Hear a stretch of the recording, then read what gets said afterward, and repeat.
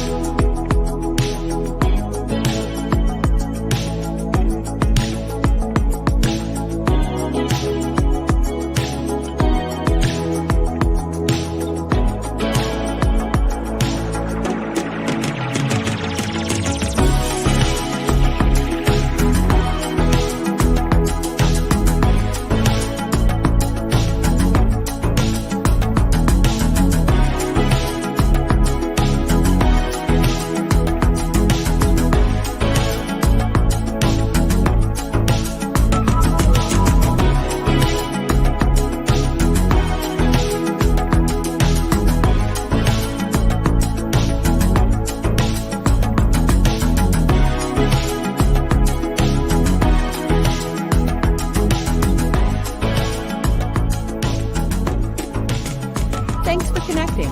And if you like what you hear, please share.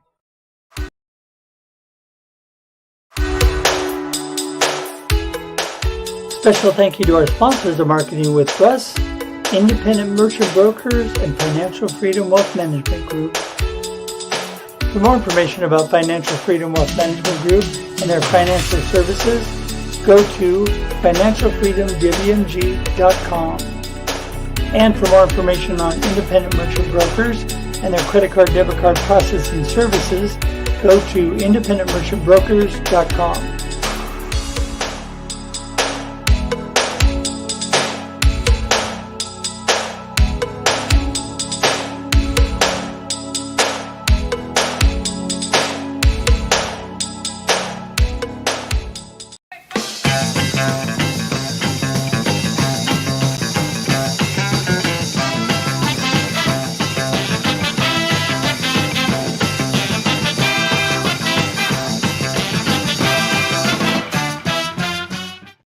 And that's it. Here we are live. It's a Marketing with Russ hashtag Russ Selfie every morning at 8 a.m. Pacific time and on Thursday. So Monday, Thursdays, Marketing with Russ hashtag Russ Selfie. I'm not Russ.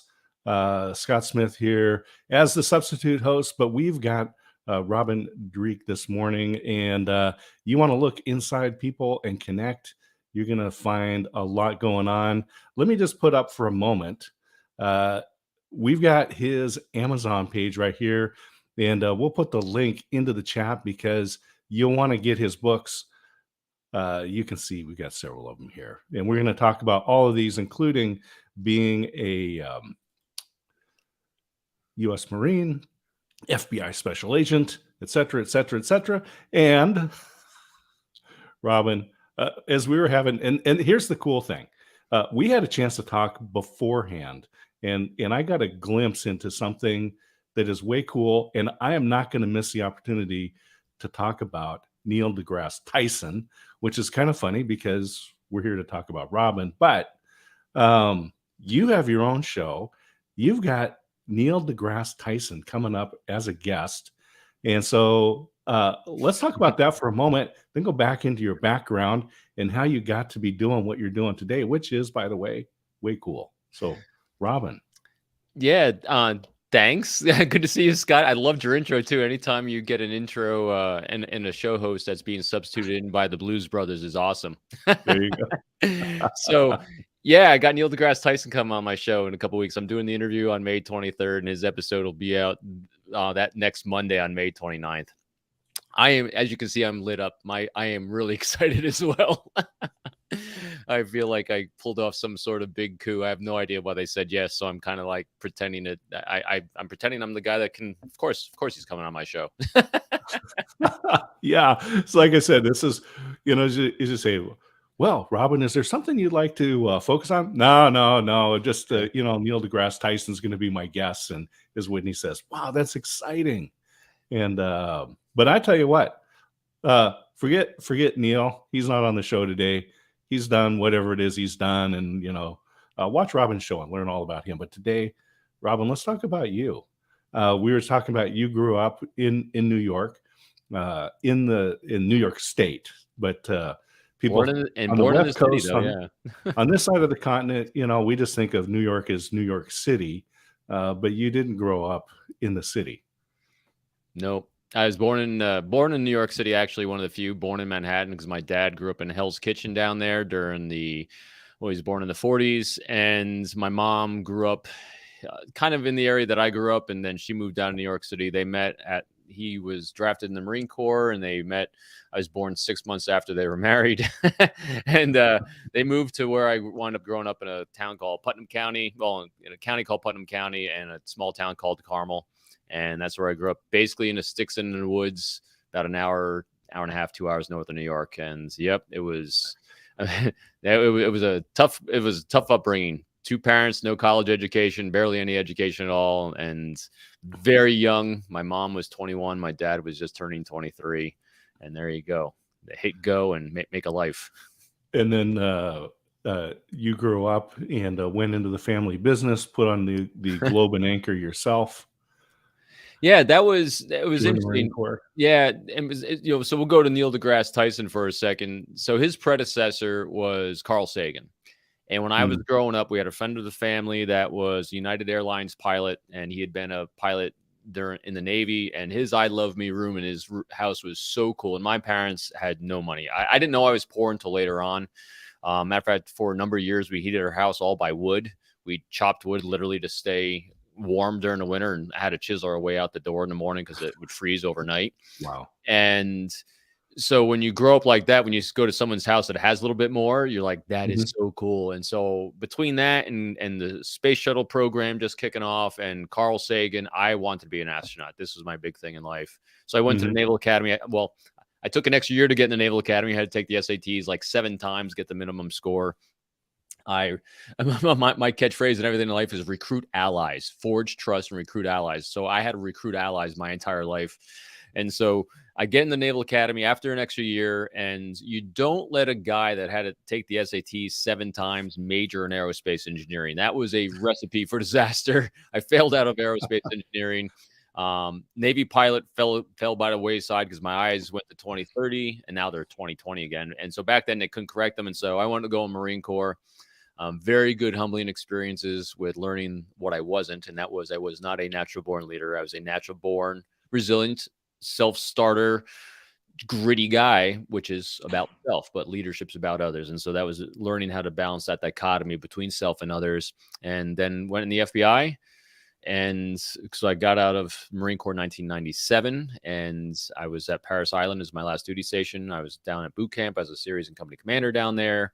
And FBI, signed New York field office, got assigned to work counterintelligence, recruiting spies, basically Russian military intelligence / GRU, and had a phenomenal group of people that taught me how to basically sell the toughest product or service in the world, which is American patriotism to Russian spies who don't want to buy your product. So that was, and then I took over our behavioral team and did a bunch of other stuff before I retired. and just so everyone knows, how old were you when you retired? Because you still look like you're 35. Yeah, so you can retire from the Feds at 50, and I'm 55. Well, I'll be 55 in a couple of months. All right, this year. Well, and I'll just speak for everybody. Thank you for your service in both the Marines and the FBI. And turns out so that this recruiting spies is not just a movie thing. No, it's a real life thing. I call it the hooky spooky spy stuff. I literally did that. I was it was very unusual. Again, hindsight, when people start asking you to tell stories or something, did I realize what an amazing group of people I worked with? Because when I went in, our squad, we had about 10 or 12 folks on it, half of which had about 25 years in the FBI, all in that squad. And the senior people these days, the ones kind of hanging back and, kind of directing everyone, these people, you had a sprint to keep up with them. They were so operationally active. And it wasn't just recruitment operations, which is the primary thing you do. You try to recruit intelligence officers that are trying to subvert our national security. Other than that, though, we're also doing double agent operations. So we're actually covering dead drops and fake rocks and all that stuff, and setting up cameras everywhere to try to catch the Russians coming in and then picking up and doing just amazing stuff. We had double agents. We did false flag operations, espionage investigations. As I said, all the hooky spooky spy stuff. Did it a lot. So just as I mentioned, you have written a number of different books, but these are all nonfiction books. Yeah. And have you ever thought about turning some of these into an updated Tom Clancy, based on actual events? Yeah, maybe. I've been asked that before. The Yeah. challenge with writing fiction is that there's a lot of people in that genre, and since I suffer, like many people suffer, I don't suffer imposter syndrome. I suffer I'm not good enough syndrome. So maybe I'm working on another nonfiction right now. So, but yeah, I'm tinkering with it because there's lots of fantastic stories. Matter of fact, each one of my books follows a lot of the operations I was doing. They're fictionalized. They all went through pre-publication review in the FBI. But yeah, there's a lot of great things I learned because of the things I got to do, which comes down to when you're in this world of trying to recruit spies or competent human sources, believe it or not, it's all about trust. It's all about good, healthy relationships, free of subterfuge, free of manipulation. I know how to do all that. I call them carnival tricks, where you get people to tell you their date of birth and their PIN numbers and their social security numbers. But you get all those things forged. But used for good. I'll just say used for good. good. Some people can use it for bad, and it's really easy to see how the dark people in the world will use social engineering in a manipulative, bad way. And because you know how it all works, because people ultimately want to feel safe and they're going to act in their own best interest. And if you know what safety looks like to them and what their best interests are from their perspective, and you offer resources in terms of their pain points, and they can trust you because you're open, you're honest, you're transparent, and you're vulnerable, that's a recipe where we might have a relationship. So. Well, it's That's a lot. just to give you a background. So a brief background about me. So I was in the Air Force and worked radio intercept. So I went to language school at the Presidio Monterey, studied Korean, and then went over to Korea, and we spied on the North Koreans. But in this case, we were just gathering radio intelligence, and then we transcribed that and sent it off to the National Security Agency in Fort Meade, and then the analysts would do whatever magic it is they do to try to figure out what was going on. But it's real life stuff. So when I was there, the nice thing about our job is it didn't change wartime to peacetime. But I did talk to the guys that were on the radios, because the North Koreans had these Soviet SS-20 surface-to-air missiles, and they're radar guided. And they would lock on to whatever was flying by, including at one time an SR-71 Blackbird out of the Clark Air Base in the Philippines, and it was flying up along the coast. They locked onto it and actually fired one of the missiles at it. Now, the weapons officer jams the heck out of the thing, and the SR-71 Blackbird flew faster than that missile, so the missile ran out of fuel and fell into the ocean. But I talked to the guys that were on the radios that day, and this is real life. And so I kind of joked about saying, "Oh, this isn't just TV or movie stuff. This is real life." No and doubt. So in the Marines, I think we understand that a little bit more. But the FBI, here you are in the FBI. I mean, you must have been in physical peril as well at times. No? Mostly during 9/11, believe it or not. I was in New York during 9/11, and I watched 8 people jump, because our office was about 8 blocks from the Trade Center, 6 to 8 blocks down 26 Federal Plaza. And so I was there on the street when the plane hit the North Tower. Matter of fact, right behind me here, a piece of the glass from the Trade Center right there. Oh my goodness. And so I saw 8 people jump from the North Tower as the South Tower was hit with the fireball. And so inhaling all that stuff down there, and I had an engine from the plane that hit the South Tower land about 30 feet from my car that was parked on the street. So I was in more peril that day than recruiting spies. Unlike what you see in Jason Bourne and 007 and stuff. No, there's no shooting spies. It's mostly a highly educated individuals that are trying to fill information gaps for economic priorities of their country. And so these people are really, really highly educated. They're all working at the United Nations. Well, I'd say about 95 to 98% of them are under diplomatic cover. And they are just sucking up every bit of information that they're targeted to do, most of it through human intelligence, which is them recruiting sources to get the information they want. Most of the information they're gathering is open source as well. But when you source it to an individual in a position of knowledge, it becomes intelligence. And so trying to gain access, trying to have a dialogue and a conversation in terms of something you can offer them where they might want to have a relationship, that's the challenge. Mm-hmm. You know, it's just is a point for folks too about intelligence. And in some cases, the information that you gather seems mundane or meaningless. But you still don't want to share it because the source is really what's important. And so we think, oh, you know, we hear these different things from the government, and it's like, how come they won't tell us what they found? It's because that source is too valuable to compromise. 100%. I mean, one of the many cases that goes on that you are strategizing that is a number of years ago. Matter of fact, some people think it's the Netflix show The Americans was based upon the Russian illegals, that the 10 of them that got kicked out. I was part of that case. And, you know, the debate that went on internally was, do we take these people down? Do we arrest them? Because it'll potentially jeopardize sources and methods we were using that actually identified how we found these individuals. And so you got to be really, really careful.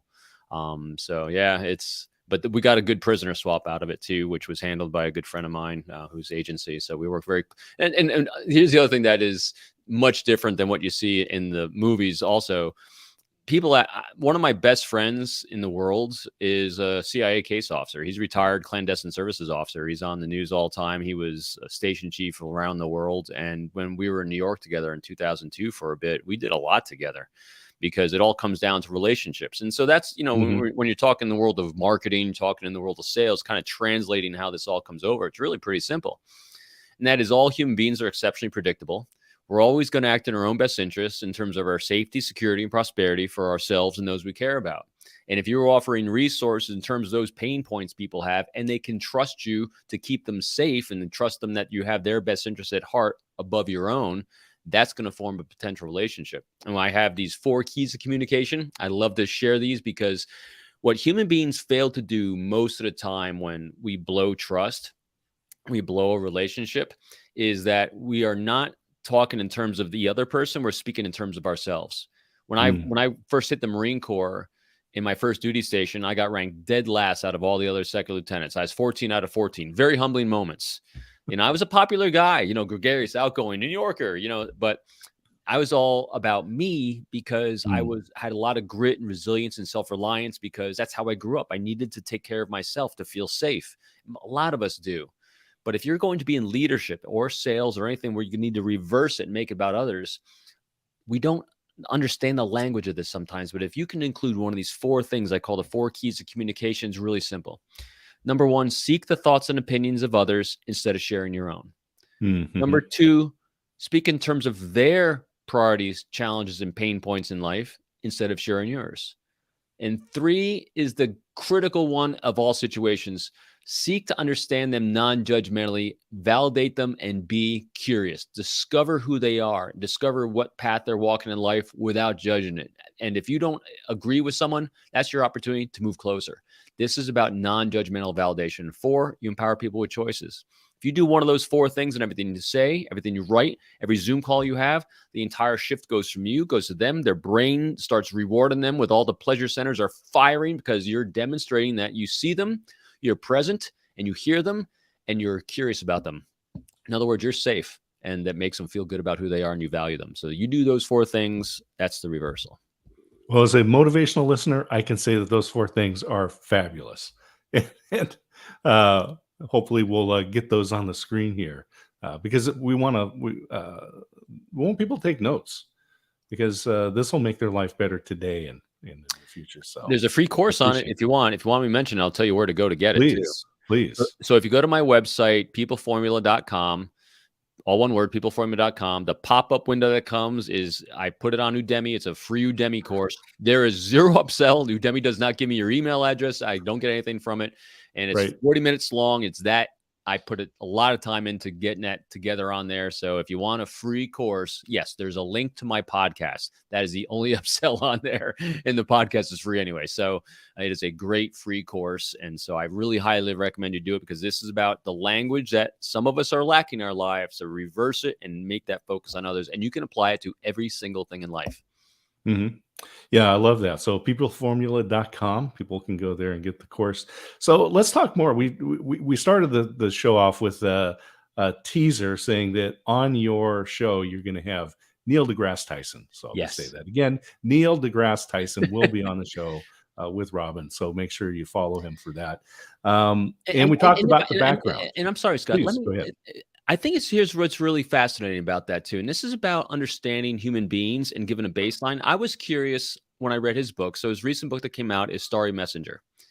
And so here's a astrophysicist, and you're thinking to yourself, what's an astrophysicist got to do with a human behavior? I ran our behavioral team inside the FBI. I consider myself, well, others consider me a behavior expert kind of guy. So what's that got to do with making a connection in this astrophysicist? Let me tell you. When you give yourself a cosmic perspective of humanity and you get that, not a 50,000 foot level, a 1 billion foot level of where we are, you get a level of empathy I have never seen in another book. And it was really, really profound because it's a deep level of empathy and baselining, not just one individual, a town, a group, but a species of human beings. He's basically, through his great storytelling ability, baselining human beings of what normal looks like, of what abnormal is, which is nothing abnormal because everything's on a continuum. So it's just a really good read. And so as an astrophysicist, I found it one of the best books on empathy. You know, it's interesting because I fully agree with this. If you want to be a good marketer, don't read marketing books. Right. Someone asked me about human behavior. Robin, I want to become a human behaviorist. What do I read? Yes. All. Half the stuff I read is for my own knowledge, that of my own curiosity. The other half, because this is the list behind me from this year, I consume a vast amount. And the other half of what I consume is what the people around me consume. If a friend of mine, so say, Scott, you tell me a couple books you've read, like I see Freeze behind you. I see it. If you tell me a couple books that you've read that have meant a lot to you, and we're going to have at least one more contact, I'm going to read what you read. Interesting. Because it'll help me understand. It'll help me understand you at a deeper level, help me understand your context, how you see the world through your particular optic and lens. It'll help us communicate better.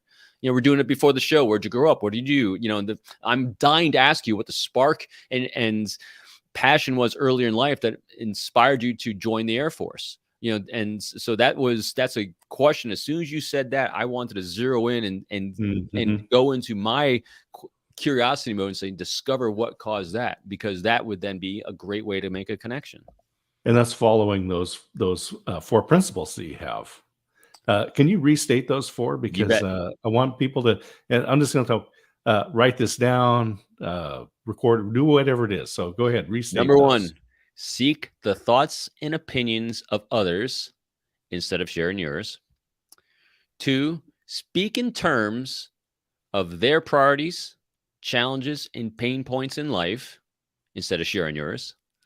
3, be non-judgmentally curious. Discover who they are. And if you don't agree with someone, this isn't about agreeing with them. Get closer. Understand. Because here's a guarantee. Everyone around you puts a lot of thought into what they're doing and who they are. So assume that and get closer. Walk a mile in their shoes and do so non-judgmentally. And 4, empower them with choices. So when you do one of those 4 things, the reversal goes from you being centered, from me centered, to them centered. And their brain just says, yeehaw. So we talked a little bit about. And I'm sorry, one more thing. Congruency is really important here. You just can't, you can try to fake it, but people pick up on it. So when people make us feel creepy, we get that creepy feeling because there's Mhm. incongruence between the words that are being said and the emotion that we have. So we want to actually be curious from in here.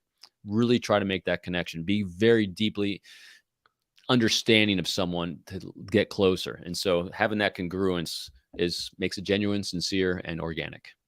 So, Robin, we talked about your background. Let's talk a little bit about what you're doing now, because I think based on this, people are going like, "Wow, this Robin guy, I want to spend some time with him." So, how do people work with you? What are you doing now? And let's get your contact information. You betcha. Very simple. Mentioned it once already, and I saw Russ put it up on the screen for y'all too, which is great. Thank you. It's peopleformula.com, all one word on there. So so it's all scaled up. Thanks, Russ. All scaled up from anywhere from the free stuff, which is my podcast, which is forged by trust. It's out weekly, and I have spies, spy recruiters, entrepreneurs, C-suite executives, all those folks on there talking behavior behind trust and how to have great relationships. And then it's on the YouTube channel. I also got the free course. I have paid courses on there as well. There's 3 of them. And we're all based on my books. I have the 3 books. And then I have coaching, which is, personal coaching and mentoring by me. You can find out more about that on the website. My big one is I'm a keynote speaker and presenter as well as trainer. And so all those venues and access points are there. But yeah, if you just want some free stuff and also my style for engaging, listen to the podcast. You'll see how I do what I do, and if we interact, you will. And also, if you listen to the first one, listen to the one I came out today, you're going to see a vast difference because you want to get better at what you do. Record yourself and then edit yourself. Oh my gosh. Well, in the green room, we were talking about that entrepreneurial spirit. And one of the things, one of the beliefs that I have is that if you are not embarrassed by your first release, you waited too long. That's a good point. Perfectly said. Absolutely, Scott. You go back and think, oh my gosh, what was I thinking? I want to redo it so bad. So who are what kind of groups would you talk to? What people want to get a hold of you and bring you into a group? What's a great message? So my message is really simple. It's recruit allies, for every single aspect of our lives. Recruit allies by forging trust and creating good, healthy, strong relationships for sales, for C-suite executives. A lot of finance groups have me in just because it's about good, lengthy, strong relationships. I take people, because that's what recruiting allies is, or creating allies. It's moving people from transactional relationships into sustainable, great growth and innovative relationships. And so it's making people feel safe to do those things. And so if you're struggling, either yourself as an individual, you as a group and organization, and your message is we need to have better personal and company branding because we need to be able to communicate better and create great allies and alliances in life, that's what I do. And I'm going to put these back up. So it's not all about me. Look at the number of reviews on that one. Isn't that crazy? That's my self-published one. That just 1,053 reviews. Not bad for self-published. Outstanding. Yeah, it's because it's short. It only take you about 3 or 4 hours to read that or listen to it. No doubt. I love it. Sizing people up. This is a lot of what you've been talking about. Yeah, so sizing people up is about understanding how someone else sees a relationship. I'm sorry, Scott, I didn't mean to interrupt you. No, please. Yeah. No, that's what I'm hoping. I want to hear from you. And then code of trust. Yep. Code of trust is about the behaviors that we need to exhibit to inspire people to trust us. Sizing people up is reading the behaviors in others to see if they do trust us. And then it's not all about me. It's 10 techniques, a quick report. It's about setting that first mindset and brain pattern for, all right, it's not about me. I need to let go of that and just be about others. And People Formula workbook. Oh yeah, I got work. So I have my workbooks are on there just because when I do teaching and trainings, I put together a workbook and for people to follow along. And I use a version of the DISC assessment, personality discernment instrument to kick it off. And so that's my version of it in there. People can buy it on their own. Generally, I just purchase those when I do in-person training. So if anything of 4 hours or longer. But yeah, it's there. Nice. And the People Formula workbook. So that's version 1. Version 2 is better. Yeah. There you go. Okay, this is right here. I'll just tell everybody, just go here, hit add to cart, And you can go 1, 2, 3, 4, add to cart. Life is good. Perfect. Great, especially that first one. There we go. Robin, as we wind down, what's the final word? What's the last nugget you'd like to share with folks before we sign off here? Well, besides make it about others by using the 4 keys of communication, make sure you hit subscribe, you hit like, and share this show with everyone in your network. You know, Scott and Russ put a lot of time in. They put a lot of effort. I mean, just that intro reel alone took a lot of bandwidth. So I was really impressed. And so if you can share these great episodes and share this great show with your entire network, because that's what's really important, you know, to validate all the great stuff they do to prep for you all. And so show that love. Thanks very much. Fabulous. All right. Well, I'm gonna send you to the green room, hang out for a moment, and we'll wind this show down. Awesome. Well, this is Robin Dreeke, and fascinating background. Just a lot going on. Get the books. Get his books. Go to Amazon and add to cart. Read them yourself. Maybe you want to send as a gift to somebody. That just building relationships. Lots of great information in there. And tune into his podcast. Forged by Trust, and peopleformula.com. He's got a free course there. Hey, Scott Smith, I'm the substitute host today. Thank you to everybody who has been praying for Russ. He's having a little reaction, a big reaction, I guess. So he's having a reaction to the infusions that are going on, and wasn't able to come on today. My privilege to be able to sit in. But I just want to remind everybody, Russ's show, Marketing with Russ, aka hashtag Russ Selfie, Mondays and Thursdays, 8 a.m. Pacific time, YouTube, Facebook, and LinkedIn. And then also tune in for his his show, Russ Reels, Thursday afternoons, 4 p.m. And of course, join us for the experience live with Russ and Scott on Wednesday mornings, 7 a.m. Pacific time. So you got to get up early on this side of the continent. And a half hour before that, we go live on Instagram with Shri Mahabir. We love spending time with Shri. So join us for that. And with that, we're going to sign out this episode. Cheers. Thanks for joining us for this week's episode of Marketing with Russ, aka hashtag Russ Selfie. Be sure to subscribe in your favorite podcast app so that you don't miss a single episode. Have an amazing day.